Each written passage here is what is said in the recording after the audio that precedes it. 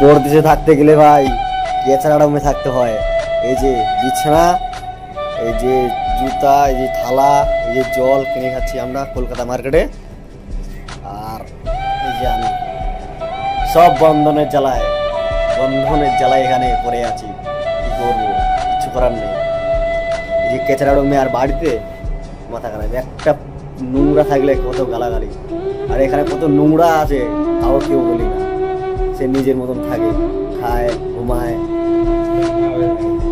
অবশ্যই এটা ছেলেটাকে, মেয়ের কোনো কারণ নেই এখানে, সব ছেলে। আর সব যায় সোনা গাছিতে, 500 টাকা হলেই মানে দুটো মাইনে ইয়ে করতে।